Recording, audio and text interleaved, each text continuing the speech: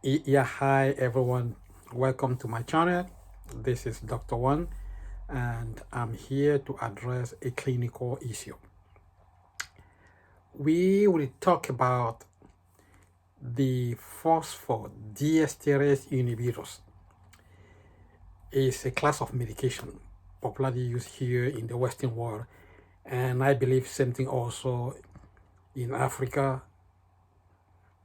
Though it is quite expensive or kind of pricey for you to get this medication down there.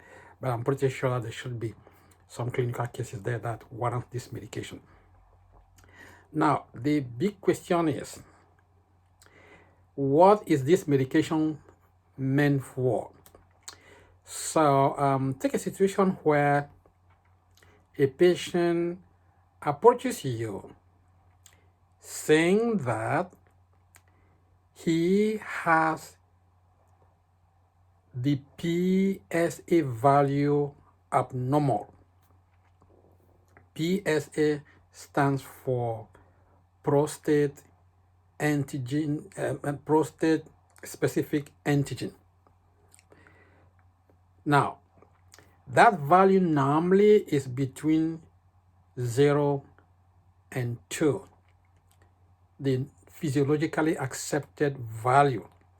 But when you are towards your 50s, the value spikes. Say it can get up to 10. It doesn't mean that you have cancer. So let's get in here clear. So let's say the value gets up to 4, and there are no chronic symptoms. We usually put you on what we say weight watching, and then biopsy follows to make sure that it is not going metastasis. And and then other things can follow up to when it gets to a point where they put you on high-tech medications to make sure that that gland is under control. Or take a situation where someone tells you that they are having kind of a pulmonary tension. We call it PAH, pulmonary arterial hypertension. This pathology is common not only in men, women suffer this condition. Even babies suffer that same situation also. Another episode could be someone tells you that he has erectile dysfunction. That's another episode. So we will look at all these things in one nutshell. That is, which molecule is meant for which situation. Because the phosphodiesterase inhibitors, they are under one roof, but with different molecules, and also their duration of action matters. So you cannot give anyone without proper clinical assessment. Say for instance, you have someone who is having high cholesterol value and is on the statins. And if this person is on the statin, a higher dose, that comes with rhabdomyolysis. In that case now, you need to make sure that you choose a phosphodiesterase inhibitor that has nothing to do with the muscles. That's muscle injury. So those are the 4 areas that we will touch today, and I'm trying to squeeze it in one video for my followers as well as medical students to understand what is it, and also how to prescribe and for who and for how long and frequency. So phosphodiesterase inhibitors are a class of medications that promote blood vessel dilation and smooth muscle relaxation. So those keywords, dilation and relaxation, we will come there. They interfere with certain types of chemical reactions in your blood, which helps blood vessel relax, reduces inflammation, and more. They are best known for their use in treating erectile dysfunction, but also have many other uses related to the heart and circulatory system. So this is what I was just saying before a while ago. So that is it, the panoramic definition and also the usage of that drug. Having said that, these medications, they come in dosages based on what pathology you want to use. And to be more precise, those for PAH are the highest. Their doses are very high. It goes up to 20 milligrams. So, having said that, when you have to use it for erectile dysfunction, that's ED, therefore, we need to look up what is it in the first place. So, arousal is the first thing. So, meaning that this patient must have told you that he has no arousal. So that's why he needs something to be in good shape. So arousal causes the release of nitric oxide, which is the ignition for erection. In order to get erection, you need arousal and thus nitric oxide. The nitric oxide forces your body to release a number of chemicals messengers like CGMP. So that CGMP stands for cyclic guanosine monophosphate.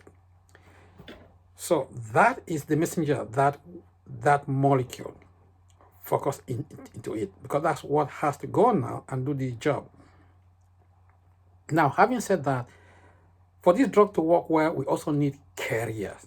So carrier here could be lipids, could be fat, could be protein. So in synthesis, food is needed, but not for all the molecules. So be careful here. We'll talk about this one also. More videos are coming up to explain the mechanism of action and also disease progression. Because if you don't get this, then to prescribe a medication for a patient is quite overwhelming. So it's good that you understand the basics, as we say. Now, having said that, we'll look at two of those molecules now. So the first one is Viagra and then Cialis, or you could call them sildenafil and tadalafil. So those are the two we want to look at, because there's no much time to make a long video or a lengthy video to explain everything. But I will split them down to so many videos of say 10-15 minutes for you to follow my conversation, because I know most of my followers are medical students and also pharmacists and other WAN colleagues as well. Yeah. So initially, these drugs were being designed for high blood pressure. That's the whole thing. Fast forward the story. So the spouses or wives of patients who were on this drug discovered that they were experiencing arousal. So now the company called data sheet was being modified at the level of FDA in order to get the license, which that one is a whole topic on its own. That's what we call it, we say notice of compliance, the NOC. That has to do with another video. We'll get there. So that's the synthesis of how this molecule came into existence. So having said that, sildenafil has some characteristics also. Essentially, sildenafil, you don't really need to take it with fully loaded stomach. You don't really need much food here, because the drug itself has a time frame of 4 hours, so the system dies down. So the preapson there lasts for a shorter period, so that is containable as compared to tadalafil. Tadalafil has its own story on its own. By the way, the molecule is kind of different from the other ones, though they belong in the same class. So now the key thing to look into it is that binding. Is it protein binding, lipid binding? And if that be the case, therefore, you need to be careful the way you prescribe it when it has to be prescribed. So in synthesis, I would say sildenafil having that characteristics of low protein binding lasting for 4 hours, it should be prescribed within the week, say Monday to Friday.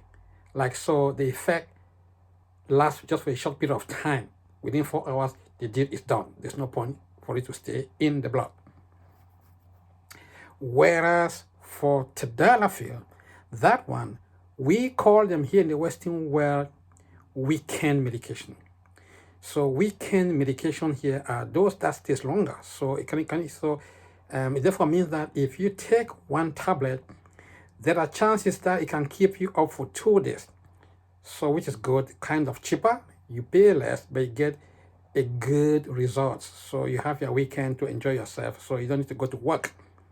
Because if you take that one on Monday, you risk running into big trouble, what we call here sexual harassment, because you can go to work and things turn upside down. So that's my message here. So be careful when you prescribe those medications. Now, take a situation where your patient or client has trouble with going to the washroom. That's hesitancy in urinating, what we call it here, a gotta go.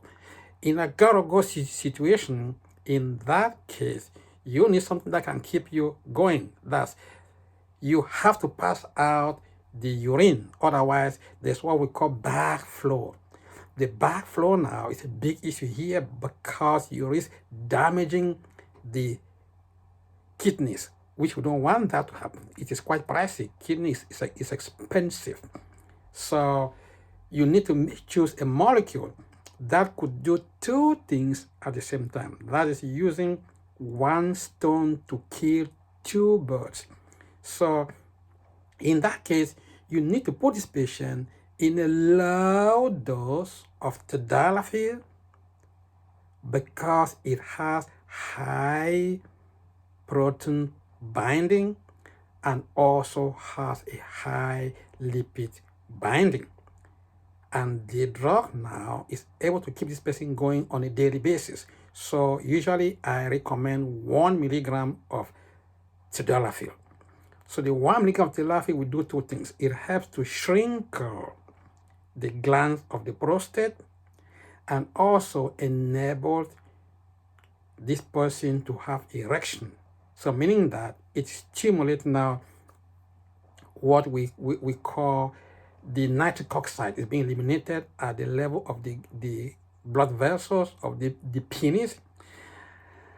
And then it sets now the veins now to in a situation of what we call blockage. When it blocks now, it becomes erected and you are ready to go.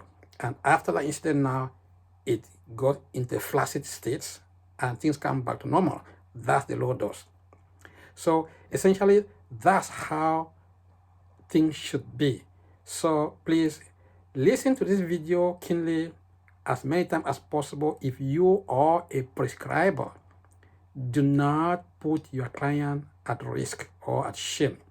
So if you don't understand anything, please feel free to get back to me, ask all your questions, and I'm more than happy to answer you. So summary again, drugs of the same family, but different molecular structure and also duration when it comes to the cells. So the tadalafil stays longer and the sildenafil stays less. In terms of priapism, the priapism is quite common with tadalafil and less with the other one. Weekend you use tadalafil and within the week you use sildenafil. Side effect, or call it adverse drug reaction, is evident that the one that stays longer in the blood will obviously have profound side effect like muscle twitching or rhabdomyolysis, whereas the other one is just kind of vision changes. So if your patient is on that medication and tell you the vision is a little bit kind of strange, it's better to tell the person to stop the medication and move to something different. So I usually recommend most of the time for my patient to make use of what we call green leafy vegetable. And the green leafy vegetable should be crunchy. I have a video on that one. So if you need it, it's simple. It's there all on my YouTube channel. You can go there and get it. Otherwise, I will say, do what your doctor tells you. So that's my message for you. Once more, please like my video, subscribe, and again, take care of yourself. I love you all. Ciao. I'm Dr. WAN.